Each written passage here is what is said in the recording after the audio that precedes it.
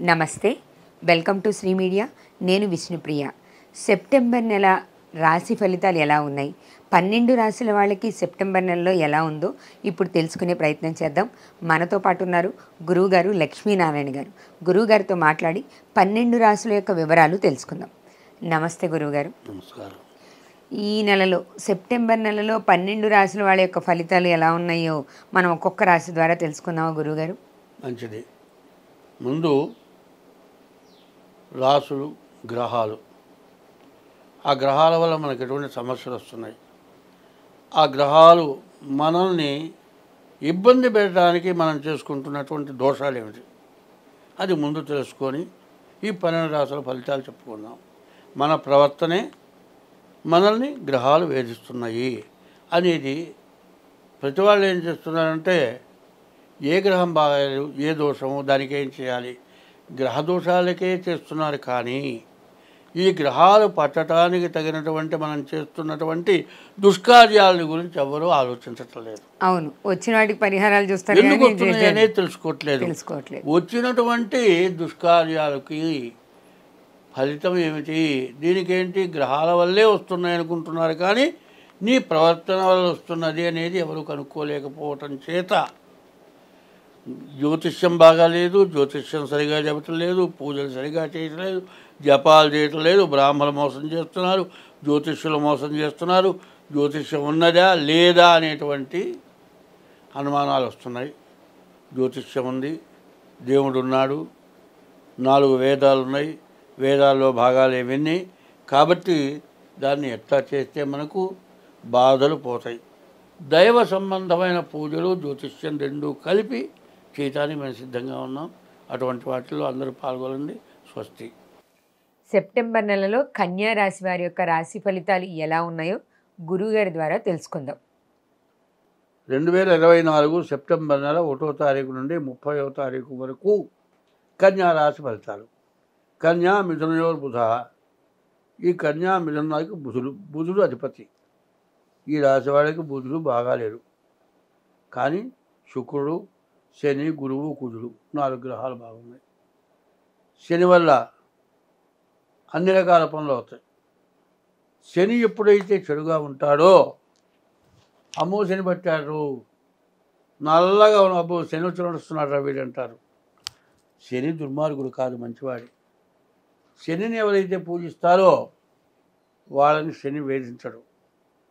కొన్ని ముఖ్యమైన మాటలు చెప్పక తప్పట్లేదు. స్నానం చేసేటప్పుడు గుడ్డ జరగకపోతే శని పడతాడు, వేళగాని వేళల్లో నిద్రపోతే శని పడతాడు.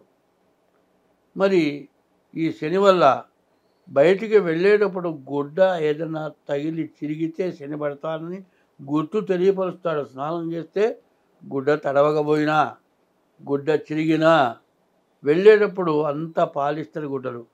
ఎవడో బీడో సిగరెట్ కాల్చిపోతూ ఉంటాడు, ఆ రవ్వ వచ్చి మన గుడ్డ మీద పడుతుంది. అది వెంటనే చల్లారిపోతుంది, కానీ గుడ్డకి కాలిన బెద్దం పడుతుంది. కాలును గుడ్డ కట్టుకున్నా, గుడ్డ చిరిగినా, గుడ్డ తడవకుండా స్నానం చేసినా శనిపడతాడు. బయలుదేరి బయటికి వెళ్ళేవాడు ఎక్కడికి వెళ్తున్నావు అడిగినా శనిపడతాడు. నీ కూడా వస్తా ఉండంటే శనిపడతాడు. అంటే ఎవరు, నే శని వస్తున్నాడు, నీ కూడా వస్తాడు, నీ కూడా వస్తానంటే శనిపడతాడు. కాబట్టి వాళ్ళని తిట్టొద్దు, నిన్ను తిట్టుకో, కొద్దిసేపు ఆగిళ్ళు. తర్వాత శకునాలు. కొత్త కుండ తీసుకుని ఎదురొచ్చిన నల్ల పిల్లి కానీ తెల్ల పిల్లి కానీ పిల్లి ఎదురొచ్చినా శని తెలియపరుస్తున్నా, రే నీకు పడుతున్నాడా, జాగ్రత్తగా తప్పించుకోరా ఎదవా అని చెబుతున్నాడు. కాబట్టి శనిని తిట్టద్దు, మనల్ని మనం తిట్టుకున్నాం. కాబట్టి శని ఎప్పుడు మంచివాడే.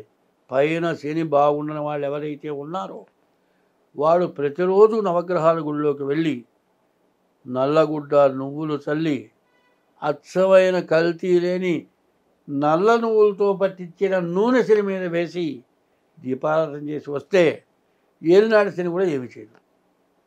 కాబట్టి అటువంటి శని బాగున్నాడు, ఆల్రౌండర్, అన్ని రకాలుగా ఉపయోగపడతాడు.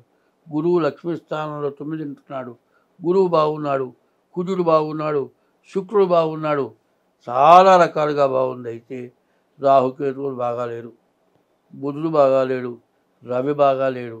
ఎందుకంటే స్త్రీ చిత్తం పురుషుడు భాగ్యం అన్నారు. రాహుకేతువుల వల్ల వివాహాది శుభకార్యాలు. రాక్షసు కూడా రంభలా కనపడుతున్నప్పటికీ తర్వాత అలవాటు పడిన తర్వాత దాని శక్తి చూపిస్తుంది. వాడి శక్తితో దాని శక్తితోటి మళ్ళీ ఇంకా ఆడమనిషి జోలి ఇవ్వకూడదు అన్నంత పరిస్థితి తీసుకొస్తుంది. కాబట్టి రాహు, కేతువు, రవి, బుధుడు ఈ గ్రహాలు బాగా లేవు.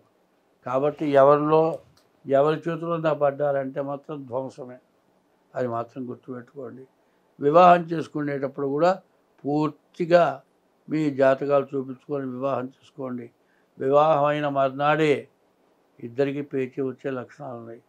కాబట్టి కోర్టులకు ఎక్కుతారా, విడాకులు తీసుకుంటారా, జైలు పాలు అందరినీ చేస్తారా, ఇటువంటివి లేకుండా ఉండాలంటే ముందు మీ జాతకరీత్యా మరి షష్టాష్టకాలు, మరి రాహు కాలసర్ప దోషాలు, కుజ దోషాలు, పితృదోషాలు ఇటువంటివి ఏమన్నా ఉన్నాయో చూపించుకొని మీరు వివాహం చేసుకోండి.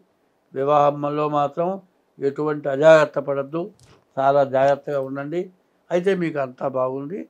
స్వస్తి. ధన్యవాదాలు గురువుగారు. ఈ రాశి యొక్క ఫలితాలు గురువుగారు తెలియజేశారు కదా. ఇంకా మీకు ఏమన్నా సమస్యలుంటే గురువుగారిని సంప్రదించి పరిష్కారాల గురించి తెలుసుకోండి. నమస్తే.